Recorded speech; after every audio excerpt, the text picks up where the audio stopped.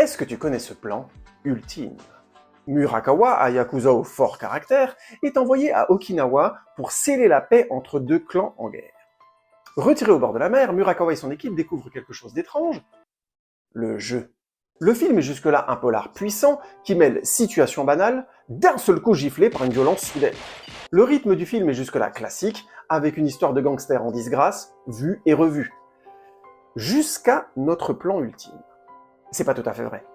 Les plans séquences fixes utilisés pour représenter une unité de temps complète, de véritables tableaux vivants, rythment le film depuis le début. Mais la différence est dans la nature de notre plan ultime.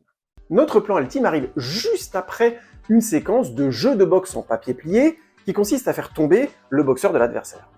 Parti pour jouer au sumotori sur la plage, après avoir installé avec des algues le ring de combat, le dohyo, il parodie les rites et les codes du combat de sumo, avant de finir sur une blague d'enfant. Notre plan ultime est un plan séquence où nos héros vont transformer nos sumotori en sumotori de papier, comme le jeu de boxe de papier qu'on a vu avant. Ils entrent dans le champ, relèvent nos figurines, les époussettent et les mettent l'une contre l'autre pour éviter qu'elles tombent. Bah oui, légères comme elles sont, elles pourraient s'envoler. Ils sortent du Ryo et se mettent à taper frénétiquement sur le sol pour commencer le combat, qui finit en fait à plus ressembler à une danse de couple. La caméra épouse l'action en faisant un travelling vers le haut, mixé avec un panoramique vers le bas.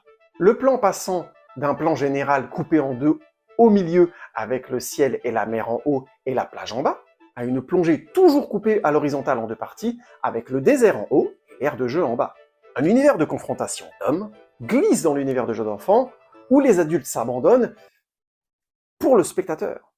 Si au début le décor de cinéma implique le jeu d'acteurs qui singe la vraisemblance et donc respecte les codes narratifs classiques du cinéma, histoire, décor et personnages agissent ensemble pour que l'histoire paraisse réelle, le moment du jeu est clairement celui de l'équipe de tournage. Il n'y a aucune raison vraisemblable pour que les deux personnages qui jouent les pantins acceptent de le jouer aussi longtemps. Le plan est d'ailleurs accéléré pour augmenter l'effet comique et pour ne pas laisser le temps au spectateur de s'en rendre compte et donc de sortir de la narration du film. Le plan devient ainsi instantanément frais. Il a ce côté libre de l'enfance, qui se moque de l'âge adulte avec une pointe de méchanceté. Et ce plan est d'autant plus ultime qu'il s'agit des derniers jeux que vont vivre certains des personnages.